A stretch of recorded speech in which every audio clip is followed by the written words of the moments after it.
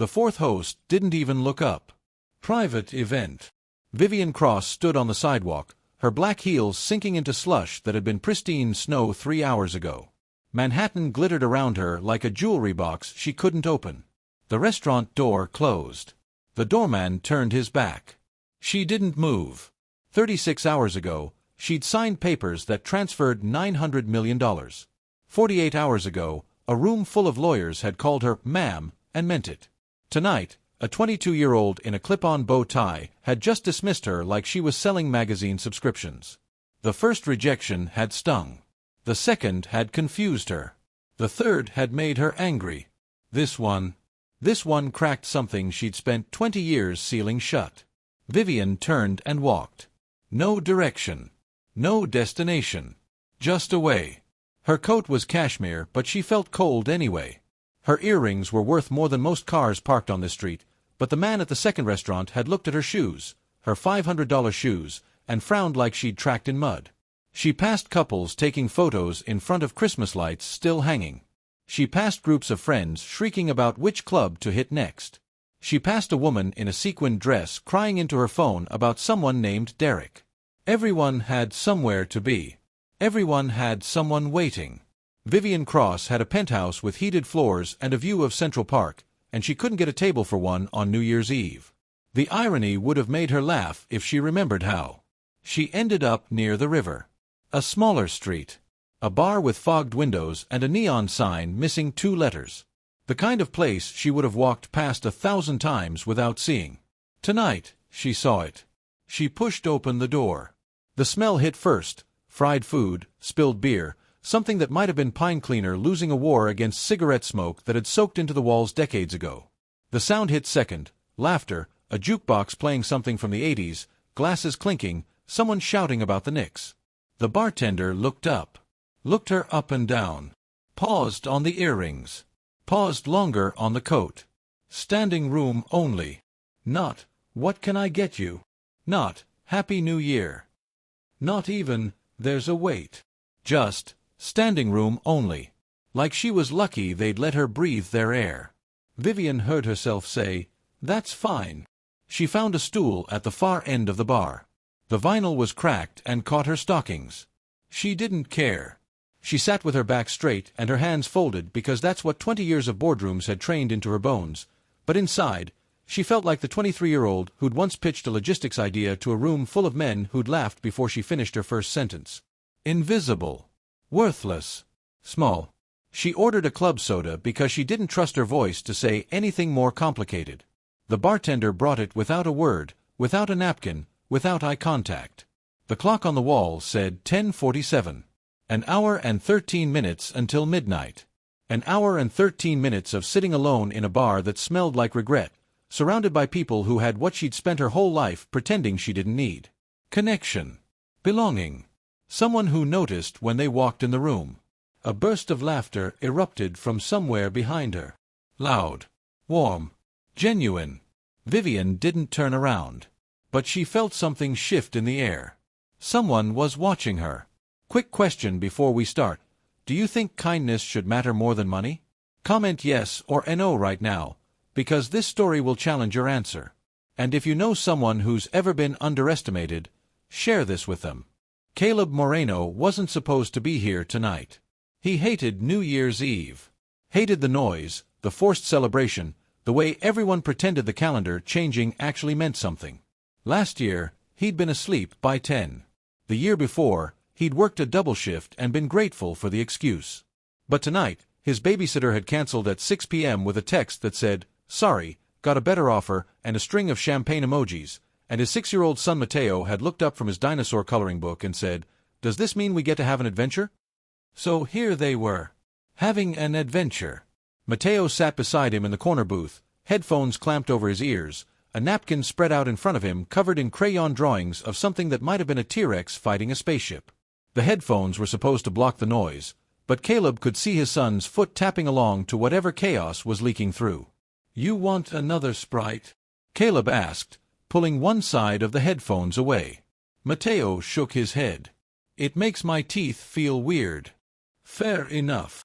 Caleb let the headphones snap back and leaned against the cracked leather of the booth. His shoulders ached. His hands were rough and dry from a week of fixing radiators in apartments where the tenants complained about the cold but never said thank you. His jacket, leather, bought second-hand 3 years ago, had a tear in the lining he kept meaning to fix. He was tired. But Mateo was happy, so he was here. That was the deal he'd made with himself when Elena left. When she'd packed her bags and told him she needed someone with ambition, someone who wanted more than this. When she'd chosen a marketing executive named Todd who drove a Tesla and talked about cryptocurrency at dinner parties. The deal was simple. Mateo came first. Mateo's happiness.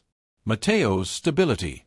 Mateo's sense that the world was safe and good and people kept their promises. Everything else was just noise. Caleb took a sip of his beer, his one beer, because he was driving, because Mateo was watching, because that's who he was now, and let his eyes drift around the bar. That's when he saw her. Not her clothes first. Not her earrings or her coat or the way she held herself like she was waiting for a photographer to tell her where to look. He saw her posture. Straight spine. Shoulders back. Chin level.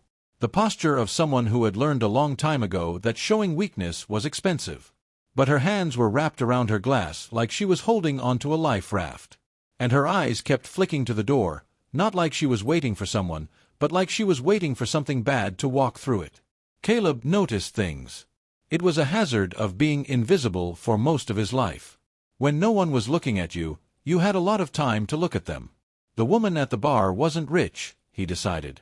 Not really. Rich people didn't sit alone in bars like this on New Year's Eve. Rich people had parties and reservations and someone to kiss at midnight. This woman looked like she'd been running from something and finally run out of places to go. She looked lonely. No, not lonely. Rejected. Like someone had stamped "not wanted" on her forehead and she was still trying to figure out why. Caleb knew that look. He'd worn it for 6 months after Elena left. Dad. Mateo tugged at his sleeve. Why does that lady look sad? Caleb looked down at his son. 6 years old. Dinosaur shirt. Crayon smudge on his cheek. Eyes that still believed people were mostly good. I don't know, buddy. Maybe she doesn't have any friends here. Maybe. We could be her friends. Caleb almost said no. Almost said it wasn't their business. Almost said they should just finish their drinks and go home and let the sad woman figure out her own sad problems. But Mateo was still looking at her. Still looking at him. Waiting. You okay if we invite her to sit with us? Mateo thought about it. Really thought, the way kids do when they're taking a question seriously. As long as she's not mean. Caleb almost laughed. Deal. He raised his hand. He didn't think about it. Didn't calculate. Didn't wonder what she'd think or whether she'd say yes or whether this was crossing some invisible line that adults weren't supposed to cross. He just waved. Hey. His voice carried across the noise, soft but clear. You don't have to sit alone if you don't want to. The woman froze. For a long moment, Caleb thought she was going to pretend she hadn't heard. Or worse, look at him like he was crazy, like some stranger in a dive bar had no business talking to her. But then she turned. And something in her face cracked open. Just for a second. Just long enough for Caleb to see that whoever this woman was, whatever her story, she hadn't expected kindness tonight. And that single moment would change everything. Vivian didn't know why she stood up. Every instinct told her to stay seated. To nod politely, decline politely, remain politely alone. That was the script. That was how you protected yourself when strangers reached out. You smiled, you deflected, you kept your walls high and your expectations low. But her legs moved anyway. She grabbed her coat from the back of the stool and crossed the room toward the corner booth, her heels clicking against the sticky floor, her heart doing something strange and unfamiliar in her chest. The man watched her approach. Not hungry. Not calculating. Just open. Like he'd thrown a rope and was waiting to see if she'd grab it. Beside him, a small boy with brown hair and a dinosaur shirt looked up from his napkin drawing. His eyes went wide. You're really pretty, the boy said. Vivian felt her face do something it hadn't done all night. She smiled. Thank you. You're a very good artist. The boy, Matteo, she'd learn in a moment, beamed like she'd handed him a trophy. Only if we're not intruding, she said, looking at the man. You're not. He slid over in the booth, making room. I'm Caleb. This is Matteo. We're just killing time until midnight. Vivian hesitated. She could still leave. Still smile and say something polite and retreat to her stool and her club soda and her dignity. Instead, she sat down. The leather was cracked but warm. The table had a water stain in the shape of a kidney bean. A basket of cold fries sat between them like a peace offering. I'm Vivian. That's a fancy name, Matteo said, not looking up from his drawing. Are you a princess? Caleb winced. Matteo. It's fine. Vivian found herself laughing, actually laughing, the sound rusty from disuse. No. I'm not a princess. I'm just someone who had a strange night. We're having an adventure, Matteo announced. Dad's babysitter bailed, so we came here instead. I'm drawing a T-Rex fighting a rocket ship. The T-Rex is winning. As he should. Caleb shook his head, but he was smiling. A real smile, the kind that lived in the corners of his eyes. He had a kind face, Vivian realized. Tired, but kind. The stubble on his jaw said he hadn't shaved in a day or two. The calluses on his hands said he worked with them. Sorry about the noise, he said. New Year's Eve brings out the animals. I don't mind. And strangely, she didn't. The noise felt different from this side of the room, less like chaos, more like life. So what brings you to this fine establishment? Caleb asked. No offense, but you don't exactly look like a regular. Vivian glanced down at her coat, her earrings, her manicured hands. She looked like someone who'd gotten lost on the way to somewhere better. Which, in a way, she had. Everywhere else was full, she said. It wasn't a lie. I just wanted somewhere to sit. Somewhere quiet. Well, you found somewhere. Caleb gestured at the bar, the jukebox, the drunk guy arguing with a pool table in the corner. Quiet is relative. Relative is fine. Something passed between them. Not attraction, exactly. Not yet. Something simpler. Recognition. Two people who had learned to survive by expecting nothing. Dad got divorced, Matteo said suddenly, still coloring. Mom lives in Connecticut now with a guy named Todd. Todd has a boat. Matteo. Caleb's voice was sharp but not angry. More like exhausted. We don't tell strangers about Todd. She's not a stranger. She's Vivian. She said so. Vivian bit her lip to keep from smiling. It's okay. I'm sorry about your divorce. Caleb shrugged. It happens. She wanted something I couldn't give her. What? More. He said it simply, without bitterness. She wanted more money, more ambition, more. I don't know. More everything. I wanted to be home for dinner. To coach Little League. To be there. He looked at Matteo. Apparently that made me boring. Vivian felt something twist in her chest. She knew that word. Boring. She'd been called a lot of things in her life. Ruthless, cold, intimidating, impossible, but never boring. She'd spent 20 years making sure no one could ever call her that. And yet here was this man, this single father with his cracked leather jacket and his kind eyes, and he'd chosen boring. Chosen small. Chosen the thing everyone told you to run away from. I don't think that's boring, she said quietly. I think that's brave. Caleb looked at her. Really looked. You're the first person who's ever said that. At the bar, someone shouted. The jukebox switched to something slower. A woman walked past their table, smelling like perfume and champagne, and Vivian heard her whisper to her friend, "Who's that with the hot dad and kid?" Hot dad. Vivian hadn't noticed before. But yes, Caleb was handsome. Not in a polished way, not in a magazine way, but in a way that made you want to trust him. What about you? Caleb asked. What's your story? Vivian opened her mouth. Closed it. She could tell him. Right now, she could say the words that would change how he looked at her. She could mention the company, the acquisition, the building she owned within walking distance of this bar. But she didn't want to see his face change. Didn't want the walls to go up. Didn't want to become an opportunity or a threat or a story he'd tell his friends later. So she said, "I work a lot. Too much, probably. I don't have many people who—" She stopped. "Who what?" Caleb asked gently. "Who see me," she finished. "The real me. Not what I do or what I have. Just me." Caleb nodded slowly. "Yeah, I know that feeling." Mateo looked up. "I see you. You have pretty earrings, and you smell nice, and you laughed at my T-Rex joke." Vivian felt her throat tighten. "Thank you, Mateo." "You're welcome." The clock on the wall said 11:47. 13 minutes until midnight. 13 minutes until this strange, impossible night became next year. And Vivian realized, sitting in this cracked booth with his tired father and his dinosaur-loving son, that she hadn't felt this calm in years. Then the countdown began. 10. The bar erupted. 9. Vivian's hands tightened around her plastic cup of soda, not champagne, not anything she'd planned, and she felt the noise wash over her like a wave she hadn't braced for. 8. Mateo had his hands clamped over his ears, his face scrunched up, but he was grinning. Caleb leaned close to him, whispering something that made the boy laugh. 7. Around them, strangers embraced. A woman in a sparkly dress grabbed the bartender and kissed him. 2 old men at the pool table raised their beers and bellowed the numbers together. 6. Vivian should have been somewhere else.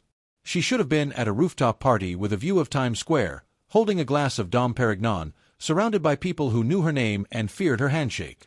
5. Instead, she was here, in a bar that smelled like beer and burnt fries, holding a plastic cup, sitting next to a maintenance worker and his 6-year-old son. 4. And she was happy. 3. The word felt foreign in her mind. She turned it over, examined it, waited for it to crumble. It didn't. 2. Caleb glanced at her. "You okay?" She swallowed. Her eyes were burning. "Yeah." 1. The room exploded. Fireworks cracked outside the fogged windows. Confetti fell from somewhere, probably a drunk guy with a bag he'd been saving. The jukebox clicked over to Auld Lang Syne, and half the bar started singing off-key. Someone shouted, "Kiss her!" and Vivian's face flushed hot. But Caleb just smiled.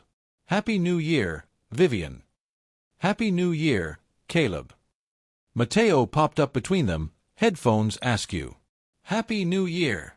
Can I have cake now?" "There's no cake, buddy." "There should be cake." "I agree completely." Vivian laughed. The sound surprised her, wet and strange and real. She blinked, and something warm slid down her cheek. A tear. She was crying.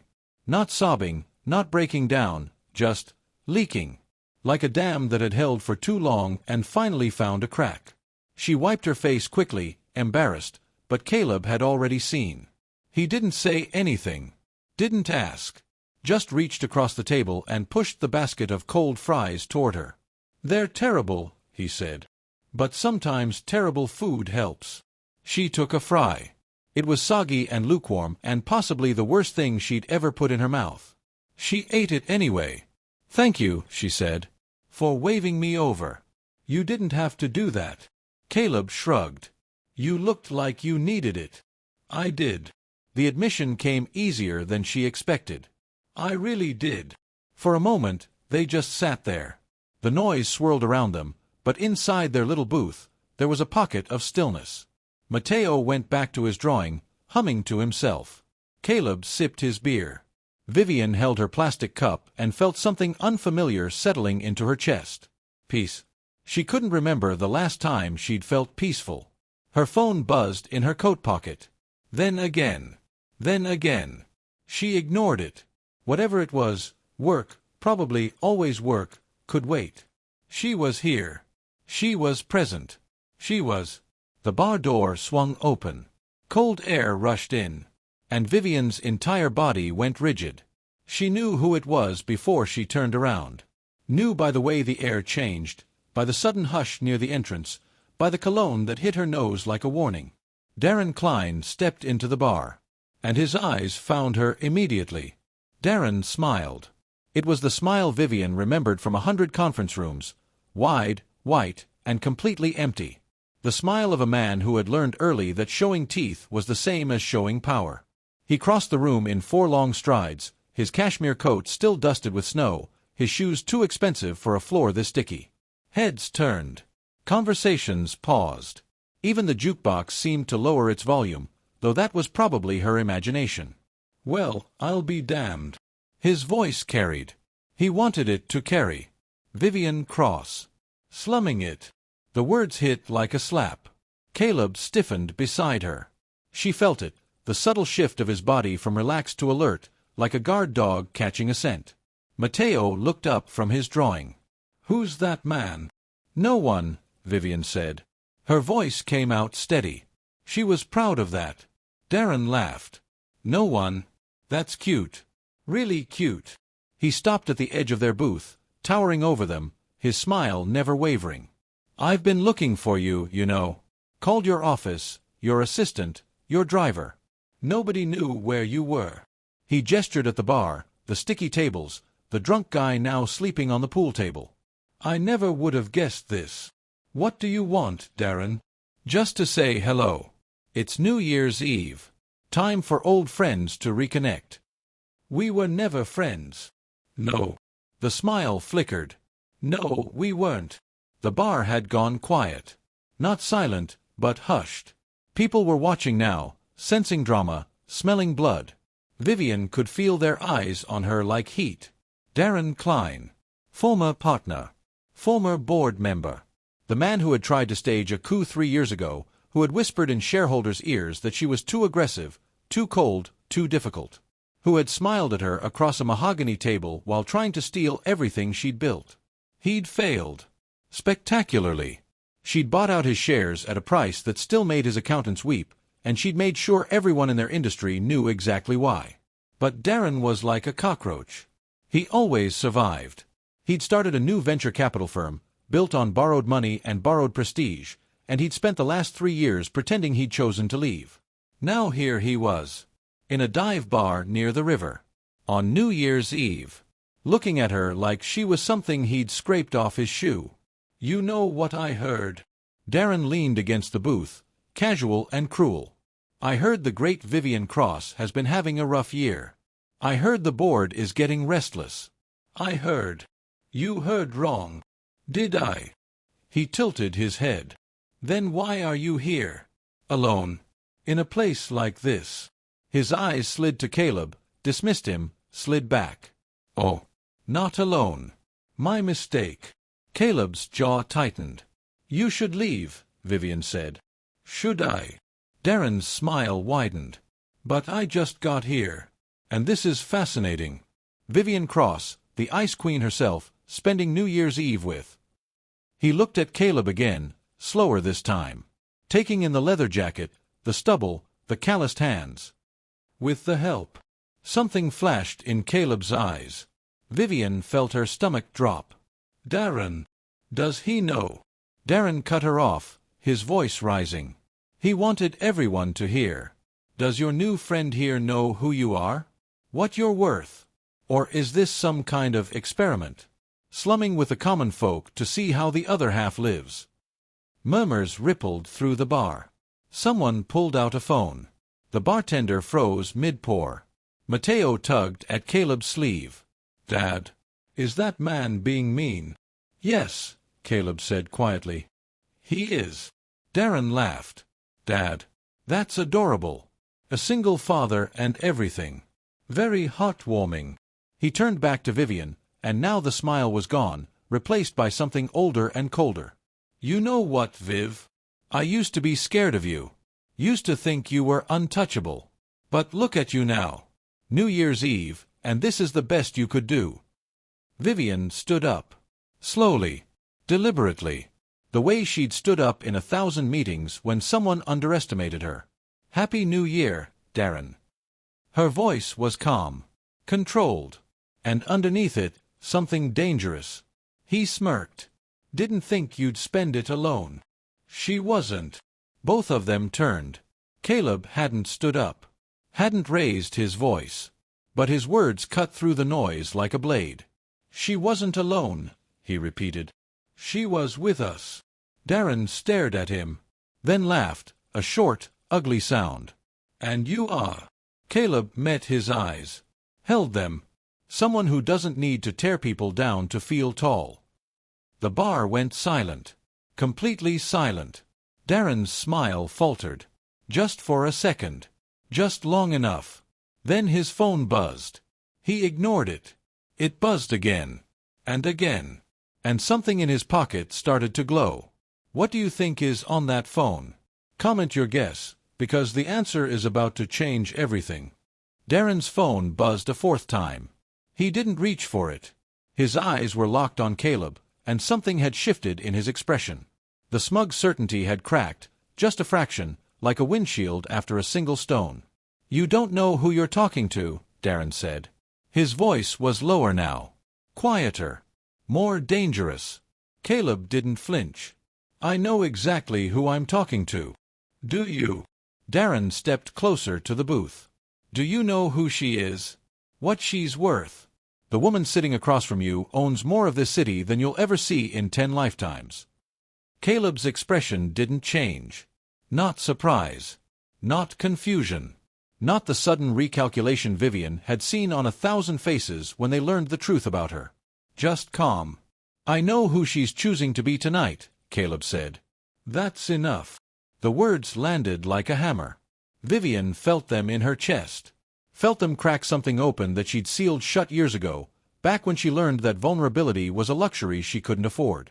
Darren laughed. But the sound was hollow now, stripped of its earlier confidence. "Choosing to be." He shook his head. "She's not choosing anything. She's hiding. Running away from her own party, her own life, her own." "Dad." Mateo's small voice cut through the noise. "Is he a bad guy?" The bar went still. Darren looked down at the boy. For a moment, something flickered across his face. Not shame, exactly, but something close to it. The awareness that he was performing cruelty in front of a child. It passed quickly. "Kid's got questions," Darren said. Maybe his dad should answer them. Tell him what kind of woman he invited to sit down. "I already know what kind of woman she is." Caleb stood up. He wasn't a tall man. Wasn't broad or intimidating or anything that would make Darren step back in a physical sense. But there was something in the way he rose, slow, deliberate, certain, that changed the geometry of the room. She's the kind of woman who sat alone at a bar on New Year's Eve because she wanted to feel normal for one night. She's the kind of woman who said yes when a stranger waved her over, even though she didn't have to. She's the kind of woman who laughed at my son's dinosaur drawings and didn't look at us like we were beneath her. Darren opened his mouth. "I'm not finished." The words were quiet. Final. Darren closed his mouth. "I don't know what she's worth," Caleb continued. "I don't know what she owns or what she's done or who she is in whatever world you two come from. But I know this. She's been kinder to my son in the last hour than you've been to anyone in this room in the last 5 minutes." He took a step forward. "So whatever you came here to prove, whatever point you're trying to make, you've made it. Now leave." Silence. The bartender had stopped pretending to clean glasses. The drunk guy at the pool table had woken up and was watching with bleary fascination. The woman in the sparkly dress had her phone out, recording. Darren's face cycled through emotions too fast to track. Shock. Anger. Something that might have been fear. His phone buzzed again. This time, he looked down. And the color drained from his face. Vivian saw it happen. Watched his jaw go slack, his eyes widen, his throat bob with a swallow he couldn't control. "Problem?" she asked. Her voice was ice. Darren didn't answer. He was staring at his screen, scrolling, his thumb moving faster and faster. His other hand had started to shake. "Darren." He looked up. And for the first time since she'd known him, Vivian saw real fear in his eyes. "This isn't over," he said. But they both knew it was. He turned and walked toward the door. Fast. Almost running. The bar door slammed shut behind him. And the silence held for 3 more seconds before someone at the pool table started clapping. The applause spread. Not loud, not dramatic, Just a ripple of recognition from people who had watched a bully get put in his place. The bartender raised his glass. The woman in the sparkly dress gave Caleb a thumbs up. Someone shouted, "Drinks on me!" and the noise rushed back in like a wave. But Vivian barely heard it. She was watching the door. Darren was gone. But his face, that look of pure, uncut terror when he'd checked his phone, stayed burned in her mind. She knew that look. She'd caused that look. "You okay?" Caleb was sitting back down, his hand finding Mateo's shoulder, grounding himself in his son the way Vivian had seen him do all night. "I'm fine." She wasn't fine. Her hands were trembling. She pressed them flat against the table. "Thank you for what you said. I meant it." "I know. That's why I'm thanking you." Mateo looked between them, his young face serious. "Did we win?" Caleb smiled. "Yeah, buddy. I think we did." But Vivian wasn't so sure. Darren Klein didn't retreat. He regrouped. Whatever had been on that phone, whatever news had chased him out of the bar, it wasn't over. It was just beginning. Her own phone buzzed in her pocket. She ignored it. Then it buzzed again. And again. A cascade of notifications that made the device feel warm against her thigh. "Popular tonight," Caleb said. "Always." She tried to smile. Failed. Around them, the bar had returned to its New Year's celebration. Couples were kissing. Friends were toasting. The jukebox had switched to something upbeat, and a few brave souls were attempting to dance on the sticky floor. But Vivian felt outside of it all. Like she was watching through glass. She'd spent 20 years building a wall between herself and moments like this. Moments of connection, of vulnerability, of letting someone see the cracks. And tonight, a stranger in a leather jacket had walked right through that wall like it was made of paper. "Can I ask you something?" Caleb's voice was gentle. "Anything." "That guy. Darren. He said you own half the city." Vivian's chest tightened. Here it was. The moment everything changed. He exaggerated. But not by much. She met his eyes. Held them. "No. Not by much." Caleb nodded slowly. Processing. She watched his face for the shift, the sudden distance, the recalculation, the realization that she was something other than what he'd thought. It didn't come. "Why didn't you say anything?" he asked. "Because I wanted to see who I was without it." The words hung between them. True. Terrifying. The most honest thing she'd said in years. Caleb reached across the table. Not to touch her, not exactly. Just to rest his hand near hers. Close enough that she could feel the warmth. "You're still the same person who laughed at a T-Rex drawing," he said. "That's the person I waved over." Vivian felt her eyes sting. She blinked hard. "I should check my phone," she said. "See what's happening." "You sure?" "No." She wasn't sure. But she reached into her pocket anyway and pulled out the device that had been vibrating like a live wire. The screen was full of notifications. News alerts. Text messages. Emails with subject lines in all caps. She opened the first one. And her breath caught. Cross Logistics completes acquisition of Klein Ventures' primary holding. The news had broken. The deal she'd signed 3 days ago, the one Darren had been so confident would never close, had just gone public. She scrolled through the messages. Congratulations from board members. Questions from reporters. A single text from her assistant that said only, "He found out." "He's furious." Vivian looked up from her phone. The bar was still celebrating. Still oblivious. But somewhere in Manhattan, Darren Klein was watching his empire crumble. And she hadn't even had to say a word. The news traveled fast. By the time Vivian finished reading her messages, 3 people in the bar had already pulled out their phones, their faces lit by the glow of breaking headlines. She watched the information ripple outward like a stone dropped in water. First, the bartender. His eyes went wide. He looked up, found her face, looked back down at his screen. Then up again. "Holy," he caught himself. "You're her. You're Vivian Cross." The name spread through the room. Vivian Cross. Cross Logistics. The woman who just made Darren Klein's worst nightmare come true. Someone gasped. Someone laughed. The woman in the sparkly dress stopped recording and started Googling, her jaw dropping lower with every scroll. "Wait," someone said loudly. "She owns the building my sister lives in." "She owns like 12 buildings," someone else replied. "And a shipping company. And half the ports on the East Coast." The murmurs grew louder. Heads turned. The casual interest that had followed Darren's confrontation transformed into something sharper, more focused. Attention. The thing Vivian had spent all night trying to escape. The bartender approached their booth, a fresh bottle in his hand.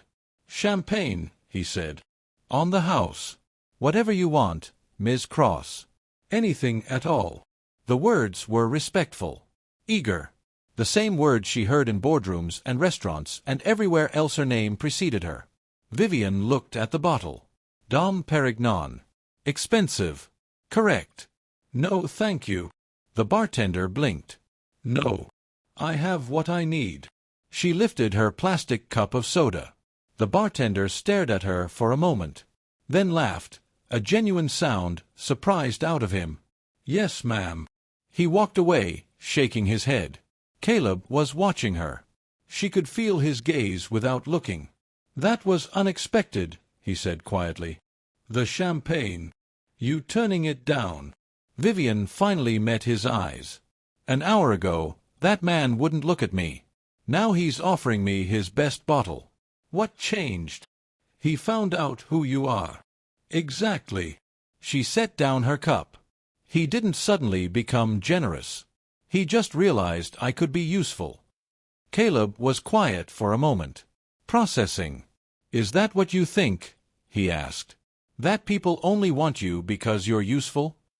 The question hit harder than she expected. "It's what I know." "Then you've been talking to the wrong people." He said it simply, without judgment, like he was stating an obvious fact she'd somehow overlooked.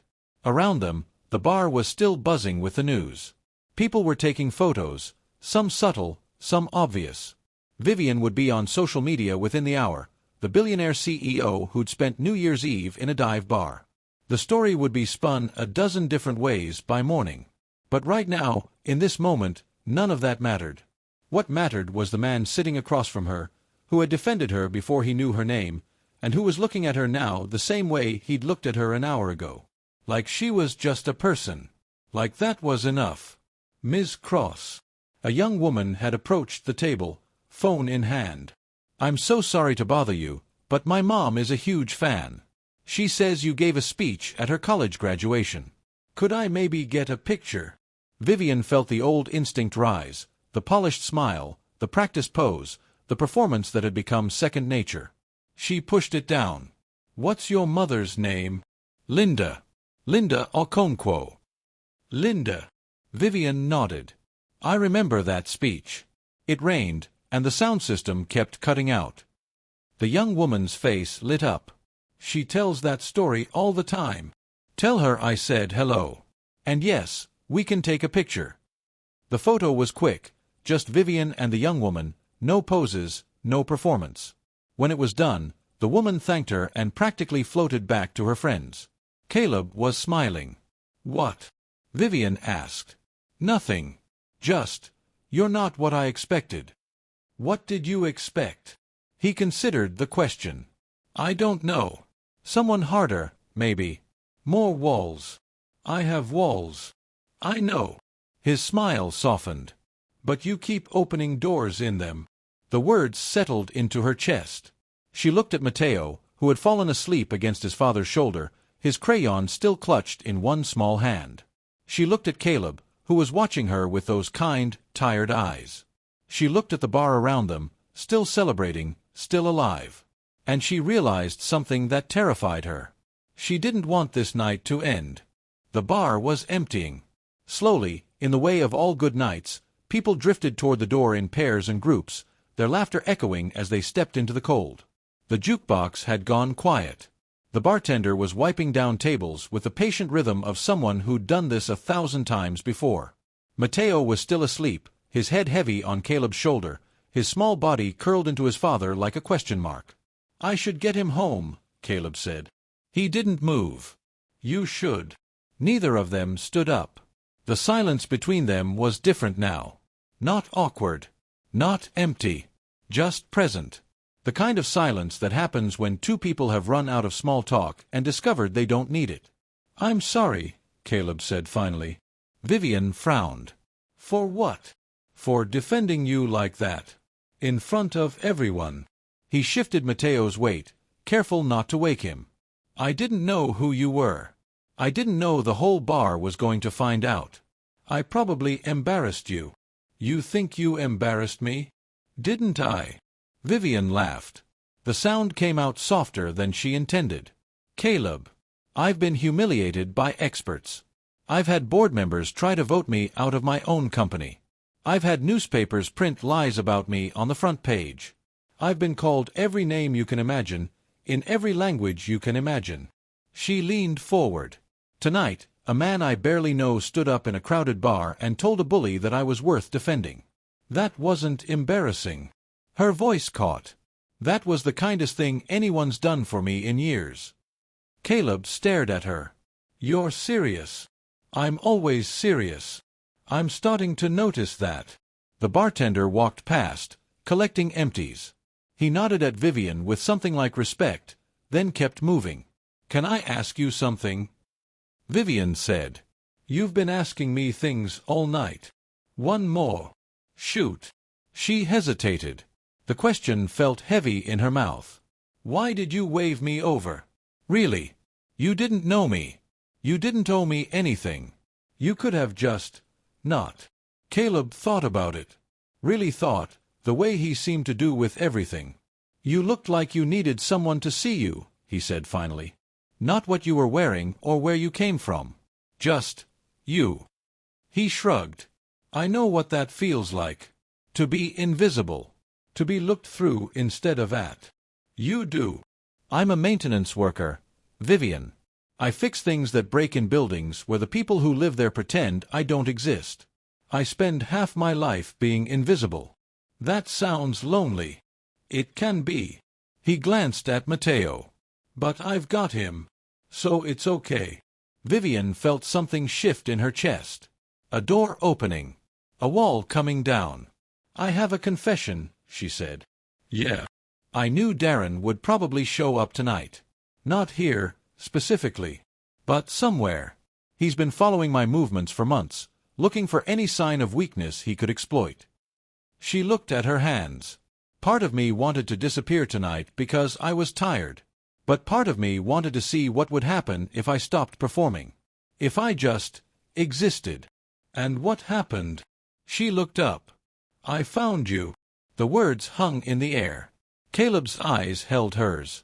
Not demanding. Not expectant. Just present.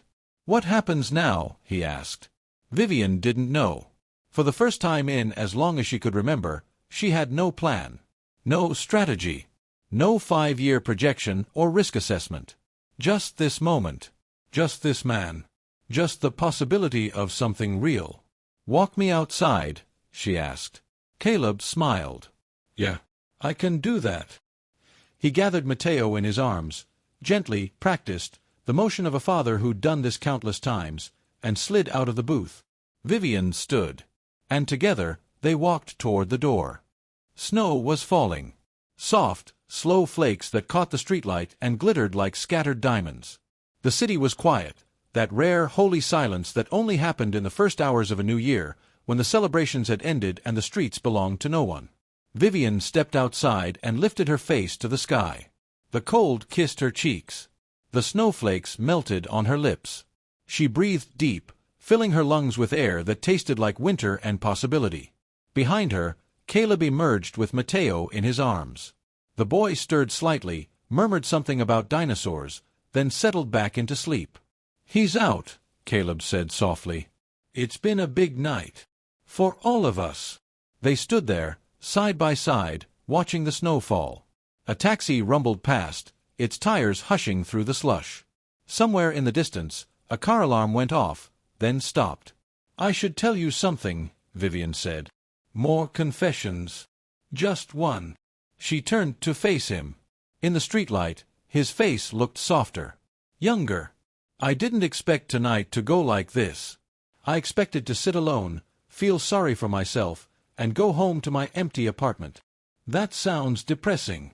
It would have been. She smiled. But you waved. I did. And now I don't want to go home. The words surprised her as much as they seemed to surprise him. Vivian.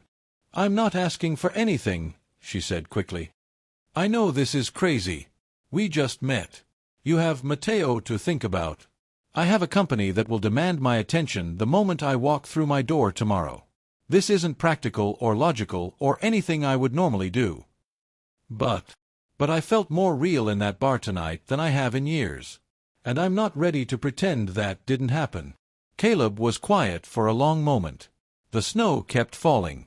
Matteo kept sleeping. The city kept breathing around them. I'm not looking for anything complicated, he said finally. I've had complicated. It didn't work out.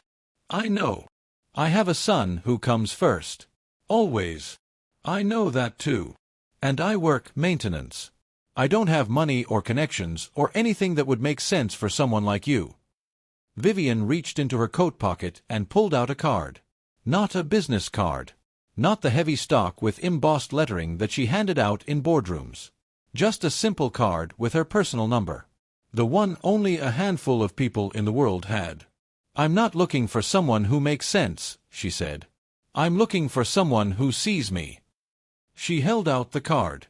Caleb looked at it. Then at her. Dinner, she asked. Just dinner. As yourself, not as anything else. And I'll come as myself. Whatever that means. He didn't take the card. Her heart sank. Then he smiled. I don't need a card, he said. I have a pretty good memory. He recited her number back to her, the number she'd whispered when they'd exchanged names, hours ago, before she'd known who she would become tonight. Vivian stared at him. You remembered. I told you. I noticed things. The snow fell between them. And then Matteo stirred in his father's arms, his eyes fluttering open. Dad. His voice was sleepy. Confused. Hey, buddy. We're going home. Matteo looked around. Saw Vivian. Blinked. Is she coming too? Caleb glanced at her. A question in his eyes. Not tonight, Vivian said gently. But maybe soon. Matteo considered this with the gravity only a 6-year-old could muster. Okay, he said. But you have to see my dinosaur collection. I have 47. 47 and a half. One's broken. Vivian laughed. The sound echoed down the empty street. I would love to see your dinosaur collection. Matteo nodded, satisfied, and burrowed back against his father's shoulder. Caleb looked at Vivian.